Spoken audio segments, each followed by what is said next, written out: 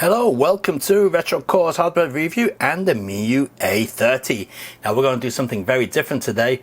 We're going to look at this together for the very first time. In other words, I have not opened this. I've taken it out of the main box, which was just a generic cardboard box, and this is the first time I'm seeing it. So we're going to have a look at this together for the first time and get a genuine reaction. So first of all, I do like the little case that it comes in. Very nice. It's it's got a nice hard feel to it, but it feels nice to the touch. Okay, and it has a little, no, I thought it might have had a little carry handle there, but unfortunately it does not. Okay, so let's open it up and see what we get inside. And honestly, I have not seen this, so you're getting my true reaction to this. Alright, here we are, taking a look inside. We can see we have a USB-C to headphone adapter. It's got a nice velvety feel to it, yep.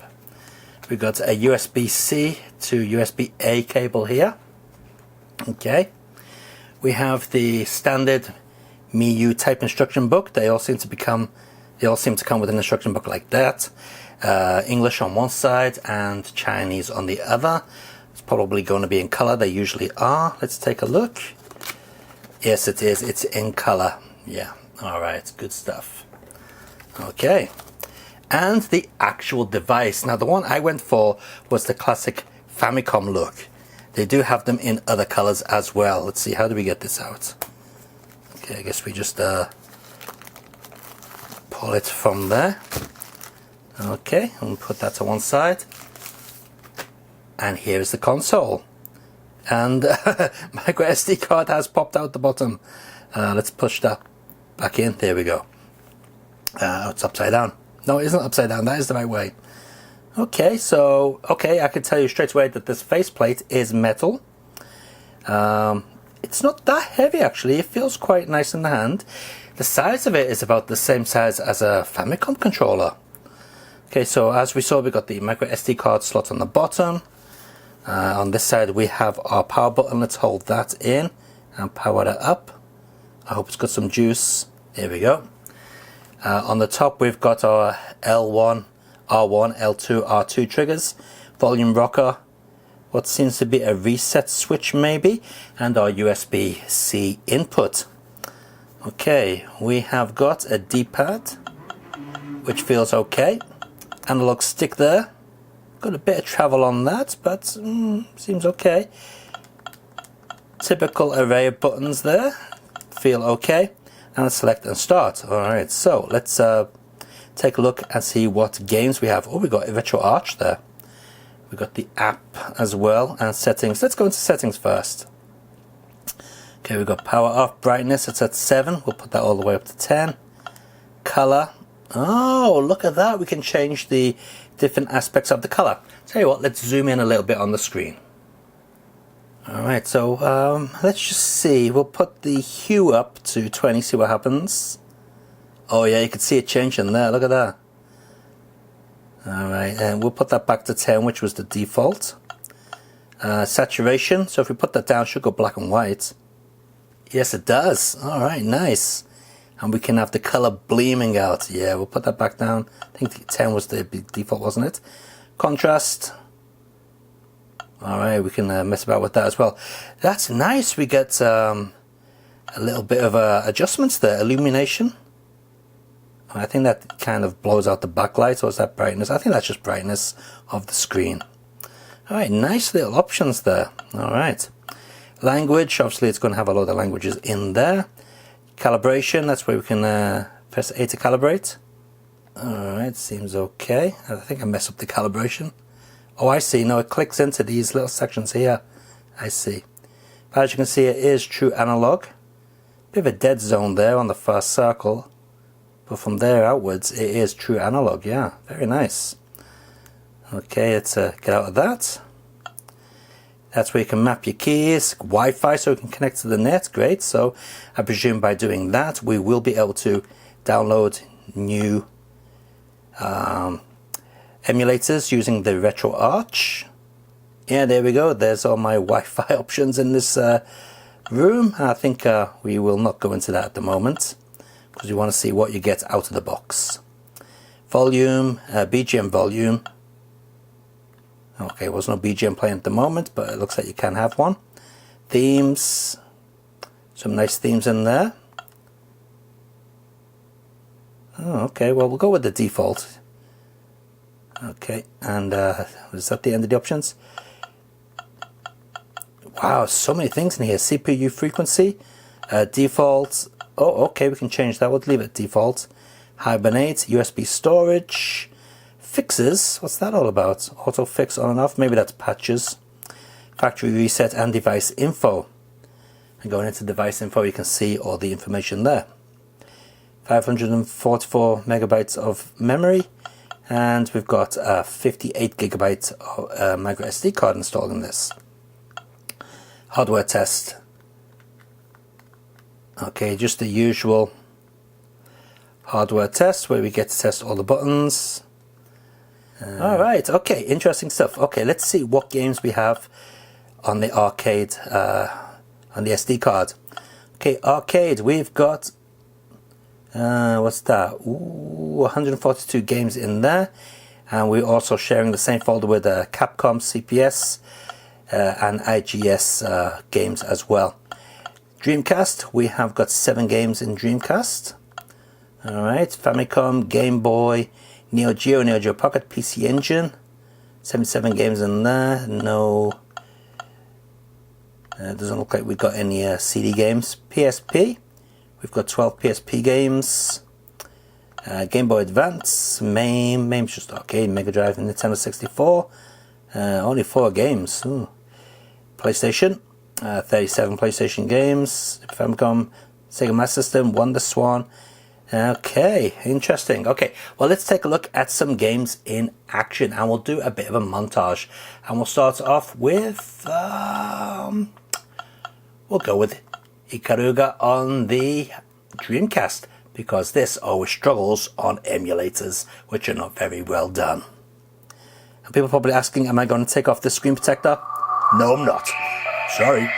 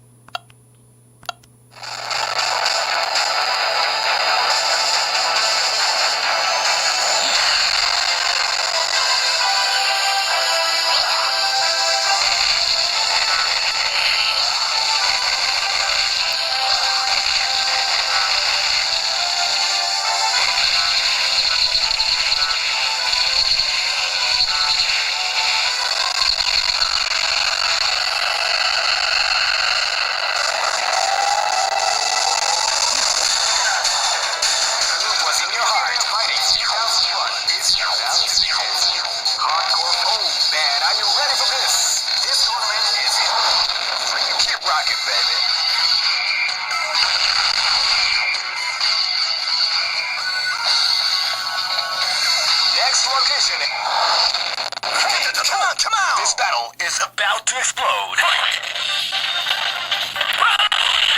came out with a sneaky surprise attack at the start of the round. See ya!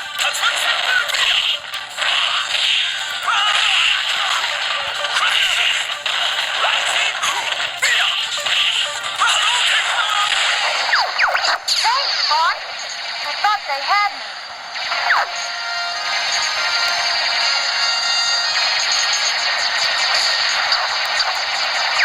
We're entering Corneria City now. Horrible.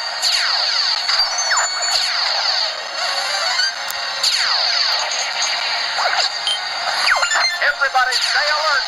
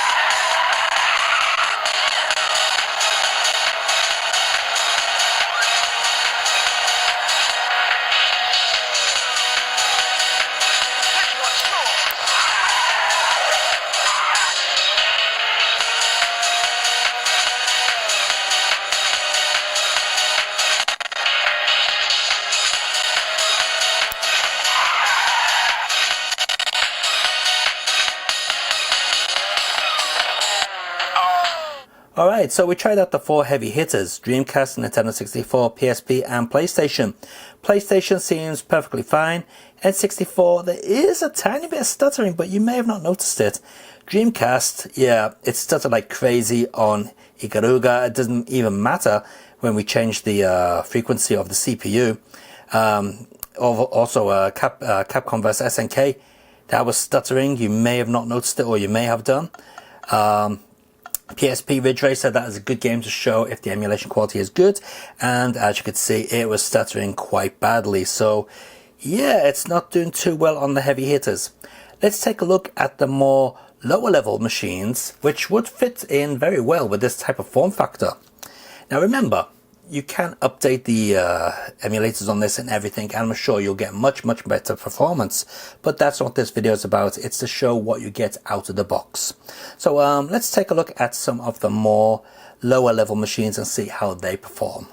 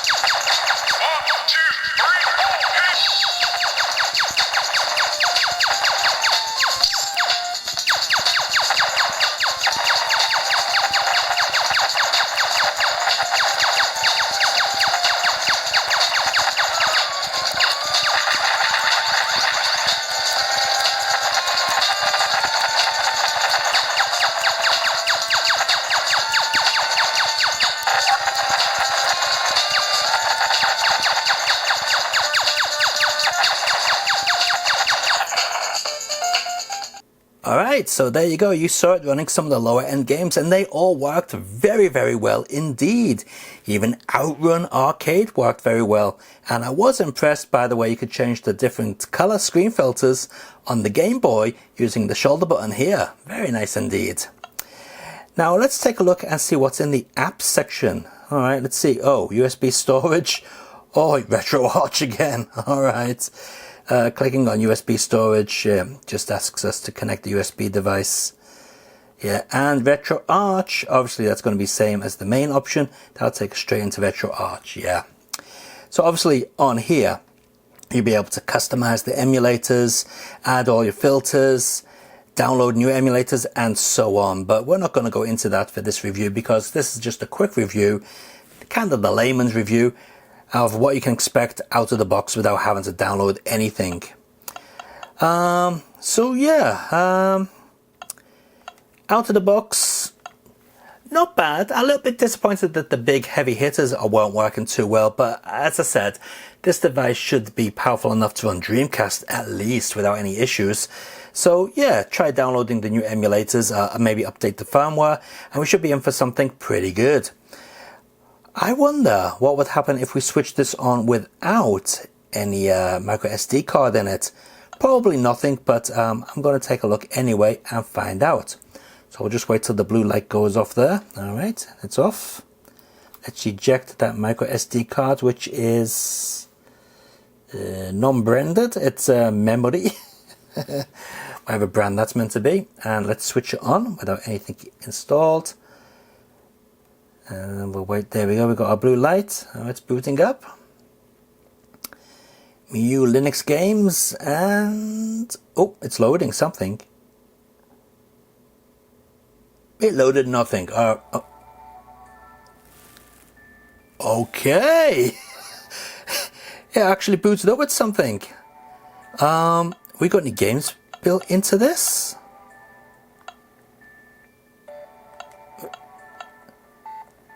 We got no games. Okay, so it looks like what it's done is it's booted up into the default, and yeah, it's. I wonder if we can load games from this micro SD card using this software. Let's have a look. Let's go into games again. It doesn't look like we can. Oh, we can search. We couldn't search on the other front end. Let's just see if we can search for a game. We'll put TU for turtles. Yeah, it's not finding anything, is it? Let's see if we can go into the settings and load up the SD card. A USB storage. Now it wants us to connect the USB device, which obviously isn't installed. Oh man, it's gone back to the other emulator now. Bummer. Alright, so maybe we'll be able to run games if we load some into the actual device and run them without having to put it with this SD card front end. Maybe we've got better emulators. But that's going to be for another day, I guess. First impressions, well, I do like the feel of the device. It's nice in the hand. It's nice build quality as to be expected from Miyoo. D-pad, not bad. I mean, it's got a bit of a center pivot. I would have liked a bit more pivot in the center. Analog stick is pretty typical of what to expect from these type of devices. Not too bad, but I have seen better. I do like the placement of the shoulder buttons. They're very easy to get to. And all around, as long as you're not expecting to play the heavy hitters out of the box, it's a pretty decent device. Yeah, I'm liking it. So I'll put a link in the video description if you're interested. Check it out. And until next time, guys, keep on gaming and enjoy your games. See ya.